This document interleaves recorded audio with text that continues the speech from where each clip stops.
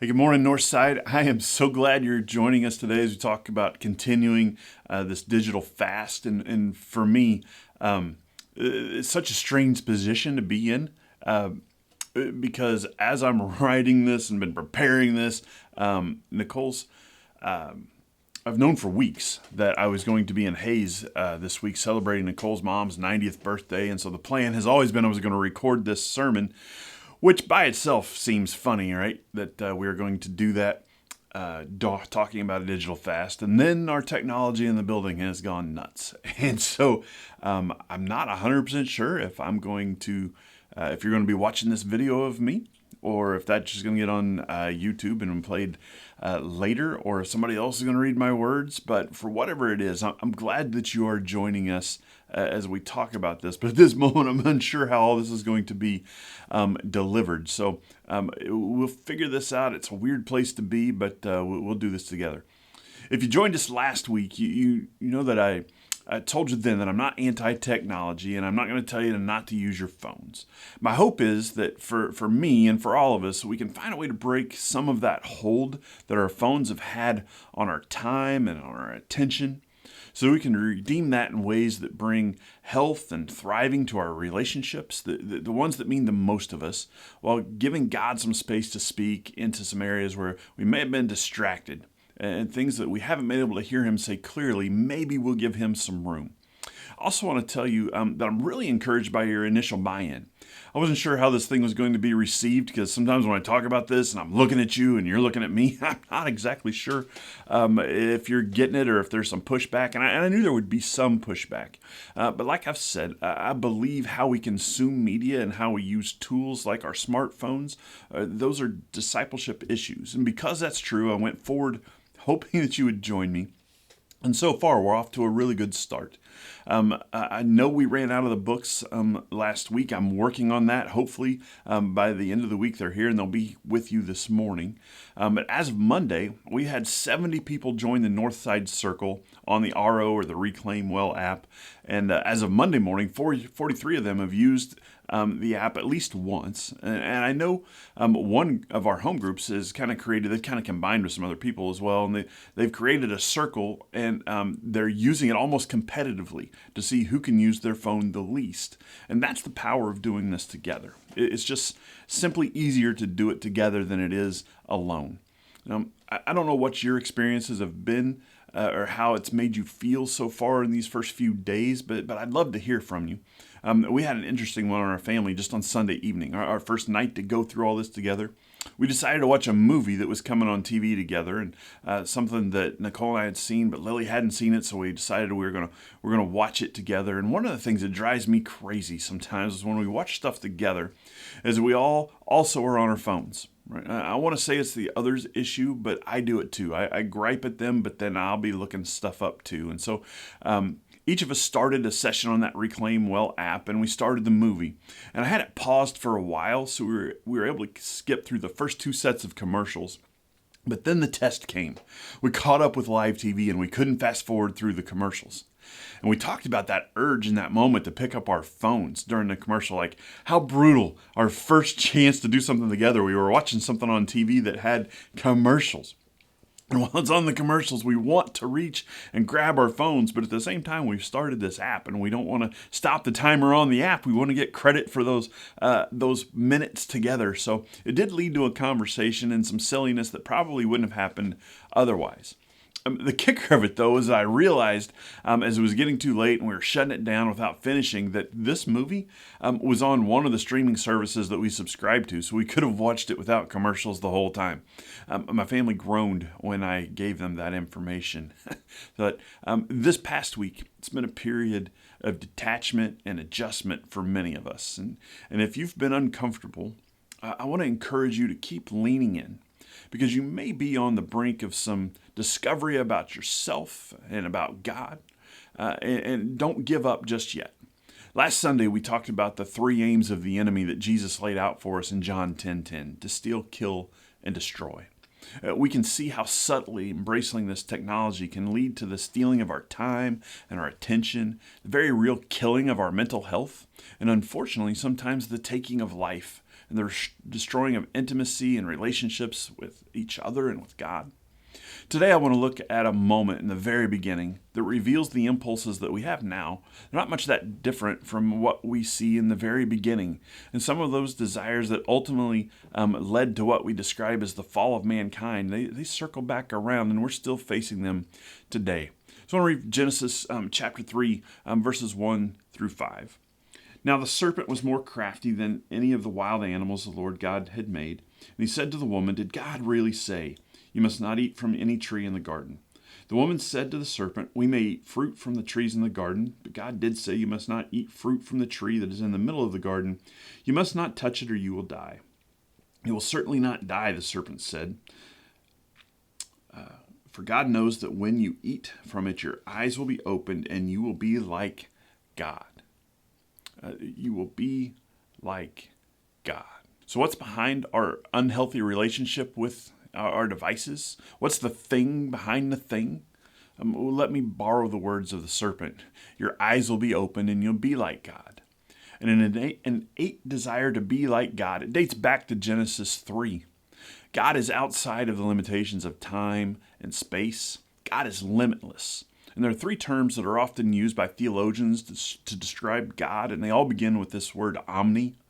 It's the prefix, means all. It encompasses all of a term. So omniscience, God is all-knowing. Omnipresence, God is all-present. He's everywhere all at the same time. And omnipotence, God is all-powerful. Pastor Darren Whitehead, he suggested, and I think he's onto something here, that so much of our wrestling with technology is a wrestle with striving to be limitless, striving to be like God, to simulate or replicate the attributes of God, to try to live like we don't have limits. I want to walk through them this morning and see if you can see it. Omniscience, to be all-knowing. We have search engines to look up anything. Just Google it. You want to know how old an actor is now or how old they were when they played a role? It's instantly at our fingertips. We no longer rack our brains for who sings a song. We used to ask ourselves, who was it, and have a little trivia. But we don't do that anymore. We Shazam it. Or maybe you ask Siri or Alexa, who sings this? Through social media, we now carry in our heads what everyone else is doing at the same time. We carry thousands of fragments of pieces of information about friends' vacations, kids' birthday parties, concerts that they went to, restaurants they tried, and what they ate when they were there. We also know about earthquakes and volcanoes around the world, violence in other cities, the royal family, celebrities' dating life. This last week or so, one of the most talked about couples online happened to be people who were exposed as having an affair at a concert, and now people around the world know their names and they laugh, while a couple of families are in ruin. All of this information, all this knowledge, it clutters our minds, it clogs our brains and distorts our emotions. Mostly when we see things like this, it should break our hearts to know that people are getting wrecked, but instead we hold them up and we either laugh or we point fingers or we recreate. It's become a popular thing to do this week. Well, we have more information at our fingertips. We seem to know and remember less.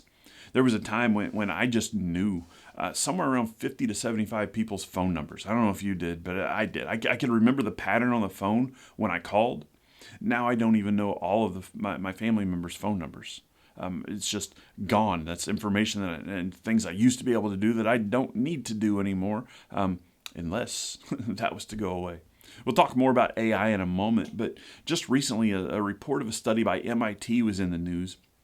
It showed that while AI use seemed to help efficiency, it caused a decrease in cognitive ability.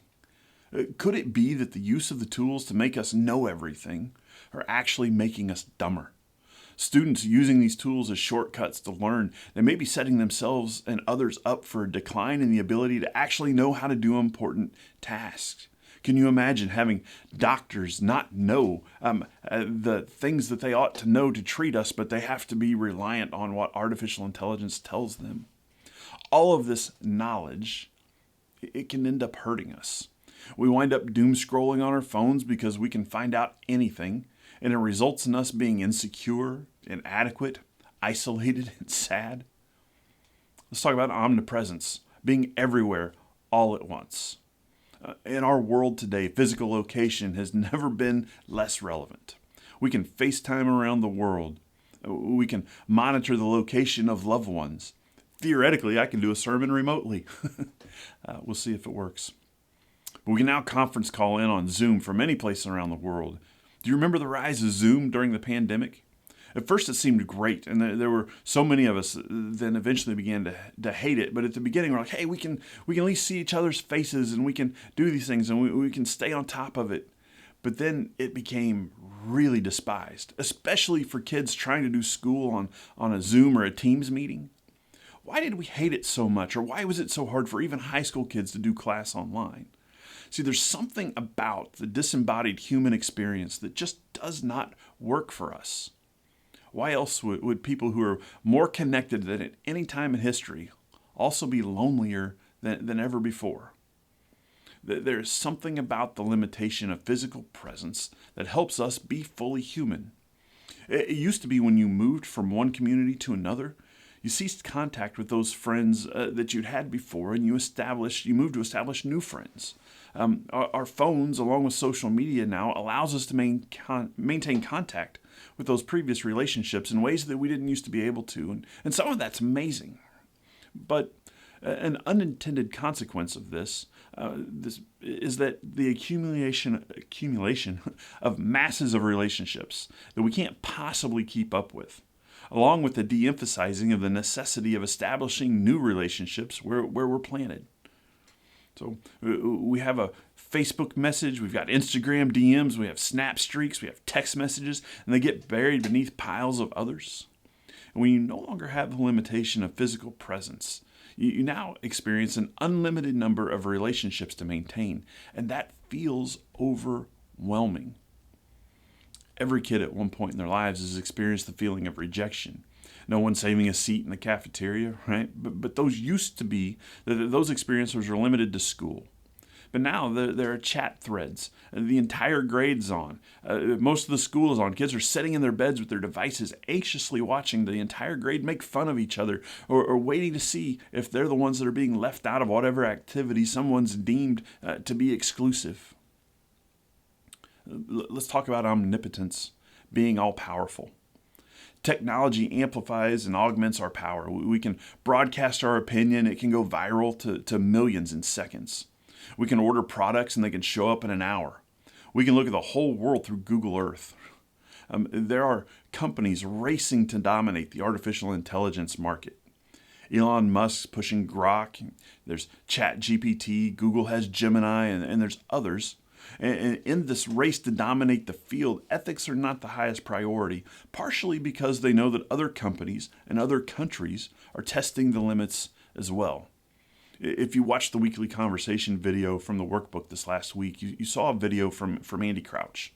He's a Christian author and a speaker, and he's been writing about our use of technology and how to use it wisely for years. In that video, he talked about this idea of alchemy. And some of you know that term from school. Some of you know that term from Taylor Swift. Many of us know that we've heard the term, but we don't really know what it means. Alchemy is a blend of philosophy, science, and mysticism that arose in the ancient world, and it really peaked just before the Enlightenment era. There were several things about it that you might have heard of, right? There's this belief in the fountain of youth. That's one of the places where it comes from. One of the goals of alchemy really was this idea or belief that if you could understand the core element of matter, we might be able to put them together in a way where we could create or change existing matters or elements into something better. It's where the idea of turning lead into gold comes from, and other ideas like that. The idea of the philosopher's stone or the sorcerer's stone, this legendary substance said to enable transmutation and grant immortality. It was also believed to have healing powers. All that comes from this idea of alchemy. Alchemists saw their work and their ideas and their work often as a spiritual quest. It's a union with the divine. But the reality is that it's the same desire we see in the fall to be like God. But we were created, not the Creator. And God has made us for limits, and He has reserved these powers of omniscience and omnipresence and omnipotence for Himself. But the gospel tells us that this God of omniscience, omnipresence, and omnipotence, He came to us in human form. that he came to be with us so we could know him, and that by knowing him, we would begin to live the kind of lives that he designed for us. Our devices feed us an appetite into all of us, trying to be all-knowing, all-present, all-powerful, to be limitless, like God. So how's that working out for us? We're a society that is anxious, exhausted, depleted, depressed. We're numb. It's exhausting to try to be God when you're not God. What if there's another way? What if we work to put technology in its proper place? And that's one of the goals of this digital fast, to put technology in its proper place and to give us a space to hear from God. Richard Foster, who wrote Celebration of Discipline, and he talks about a lot of different spiritual disciplines, he writes about fasting this way. He says, more than any other discipline, fasting reveals the things that control us. This is a wonderful benefit to the true disciple who longs to be transformed into the image of Christ. We cover up what is inside of us with food and other things. I believe that one of the other things is the way that we use our devices, our doom scrolling, our fear of missing out. I want to give a framework to hopefully help some of us as we try to cut through the stranglehold that the devices can have on us, while still having to use them for things in our lives. Think about the difference between distraction and utility. This is something I learned from Darren Whitehead, the author of those books that we're going through.